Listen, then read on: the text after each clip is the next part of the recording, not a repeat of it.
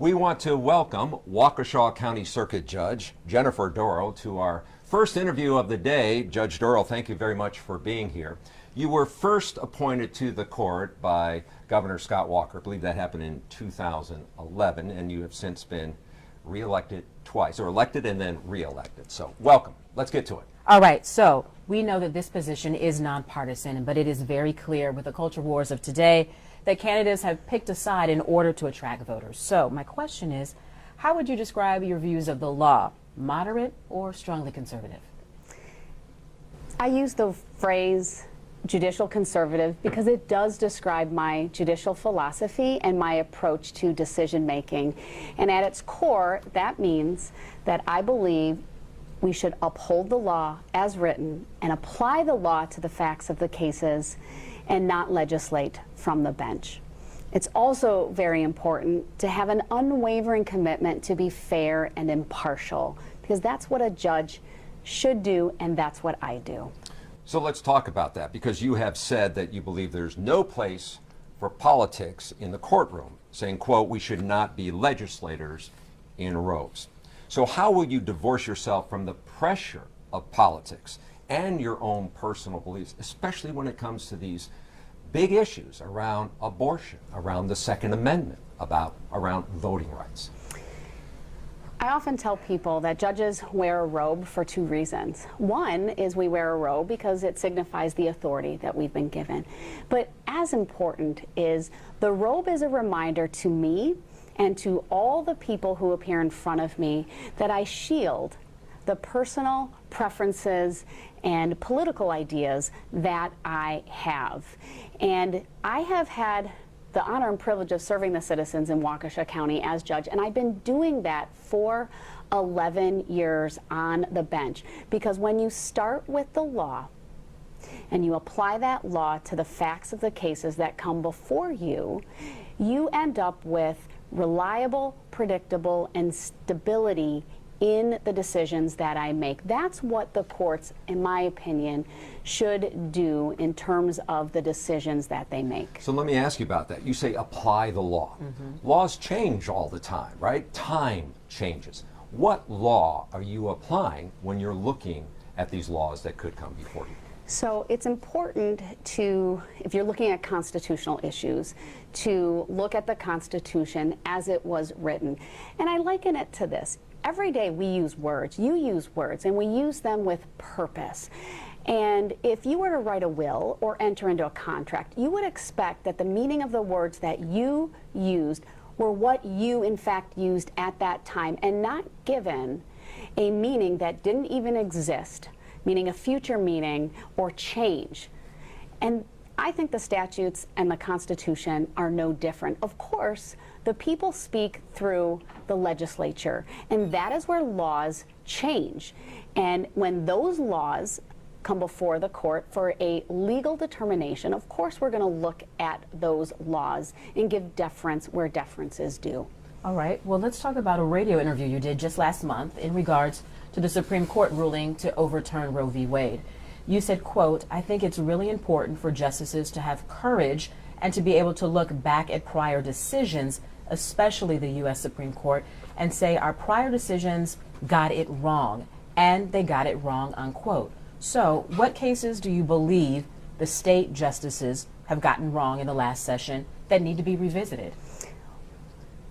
When I talk about justices and judges having courage, if we look back in time to the decision of the United States Supreme Court in Plessy versus Ferguson, Justice Harlan was the sole dissenter in that decision. And that, of course, was the decision that made the doctrine of separate but equal part of our constitutional fabric. And it took about 60 years. And at that point, what the justices did in Brown versus Board of Education is to recognize that those justices in Plessy, in the majority, they were looking at the law, how it was being interpreted at that time, and not going backwards to how it was written. And they gave effect then to that brave dissent of Justice Harlan, where equal meant equal. And so that's what I mean by having courage to right a wrong, where justices got it wrong. But in regards to Roe v. Wade, you said that justices got it wrong prior to the overturning of Roe v. Well, Wade. what they did is they gave the decision making on the regulation of abortion back to the states, and for the states then to make a decision on that. And that's important because judges and justices should not be about policy or political agendas.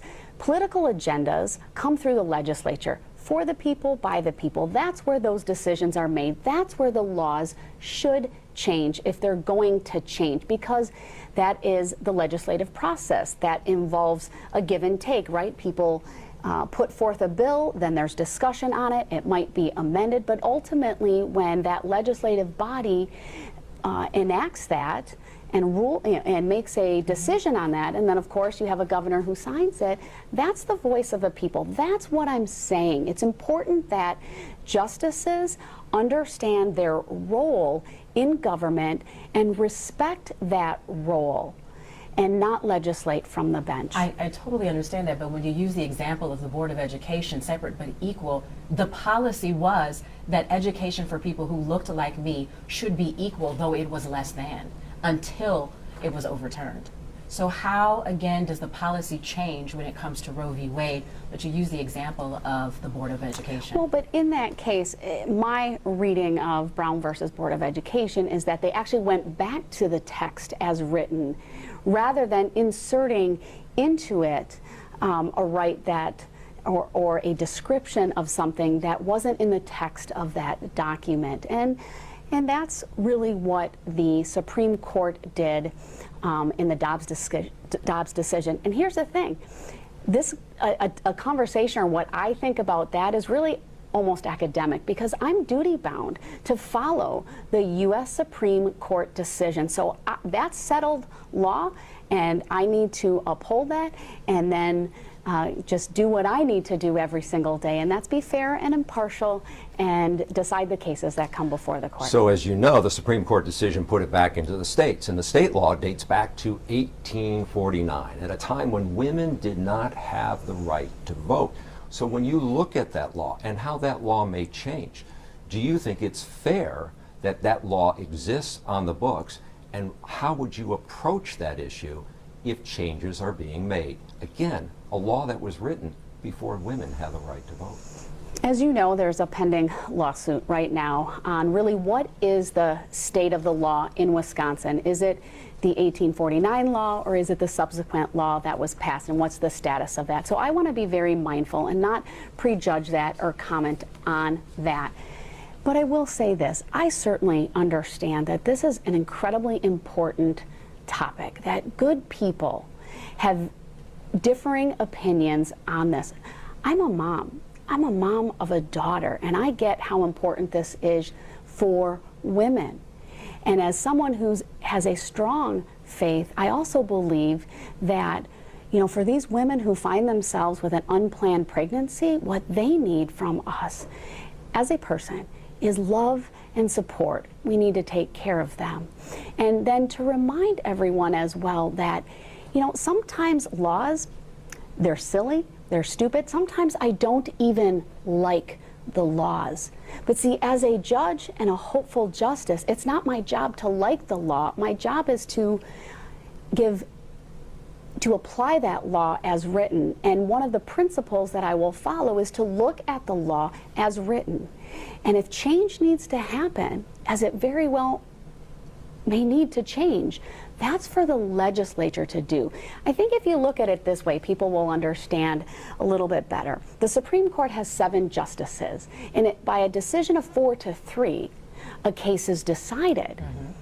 And so, again, separation of powers, how our Constitution is set up, it says, judges, you decide what the law is, you have the last word on that, but the legislature makes the law and changes the law. All right, you talk about the last word.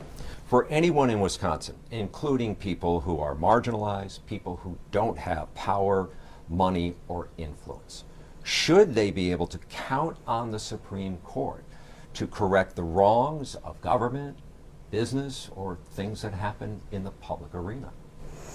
The courts decide cases. That requires litigation. And that means when those cases come to the court, I will pledge to everyone, I'm going to listen to the challenges, I'm going to do my research, I'm going to read the law, I'm going to look at the case law if there is any on those topics, and then I'm going to reach a decision. And that's true for any case that comes before me. But it is not the role of the judge to correct a bad law. That is for the legislature to do that. That's where our people speak. And so I want to make sure that people understand I respect my role. Just as judges and justices sometimes have to tell the legislature or the governor or an administrative agency, you strayed out of your lane and here's why, it's really important that judges stay within their lane as well. I'm not running to be a legislator. I'm not running to make policy. I'm running to uphold the law. So the public has come to see you, your restraint, your demeanor that you showed while presiding over the trial of Dorow, Brooks, and Waukesha this past October. What other skills, though, do you believe a justice needs to serve on the state's highest court? Well, you of course need to have experience. I have 11 years of experience on the trial court bench, faithfully and fairly applying the law to the cases that come before me. I have what I believe is the correct judicial approach in honoring the rule of law, a commitment to our Constitution, to protecting constitutional rights, and a commitment to not insert policy agendas into the decisions that I would make. And that's what I bring to this race. As people look at this race, they're going to see whether the court is going to lean to the right, conservative, or lean to the left for liberals. It's going to determine the outcome of the direction of this court. So how will you be perceived as not being red or blue in this situation, likely red since you're running as a conservative?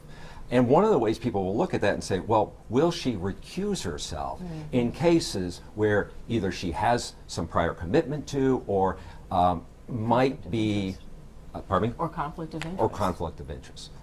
Would you recuse yourself? Do you see a scenario where you would? So I want to clarify something. I'm not running as a conservative in red. I'm running as a judicial conservative, and that is a phrase that describes, or in 2 words, says what my judicial philosophy is and my approach to the law. So I think that's very different. But who will you align yourself with if you are voted in with the 7? Well, let me answer the last question because it's really important. There are recusal statutes. There's of course the Constitution. I've looked at those rules many times, and I have a commitment to applying them, and when needed, to recuse myself. When I was in the civil division in Waukesha County, I had a standing recusal order related to a financial institution for which my husband sits on the board. So I understand that, and when necessary, I will of course do that. But to say that in any particular type of case, every case is different, the facts are different, and recusal rules, they're out there, I'm aware of them, and I certainly will apply them when necessary. Yeah, and I was not suggesting you're running as a Republican or red. People perceive that. They have that perception that they're either on one side or the other. But let me finish up with this final question here. I think you once told me that you were interested in being a sports reporter, and I think you even interned here at TMJ4. But my question is for you, what life experience has most influenced you for you to want to be on the Wisconsin Supreme Court?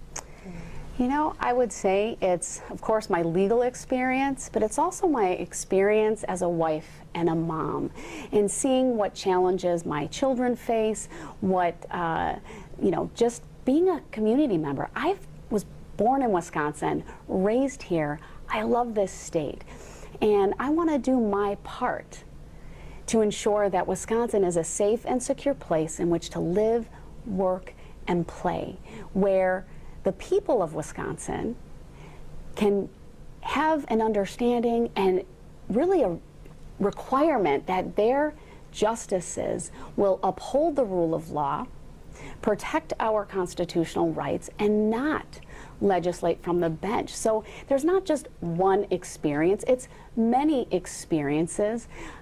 I've been on the bench for 11 years. When I looked at this race, considered that Justice Roggensack was retiring, looked at my unique background, which includes being a chief judge, which is an appointment by the Supreme Court.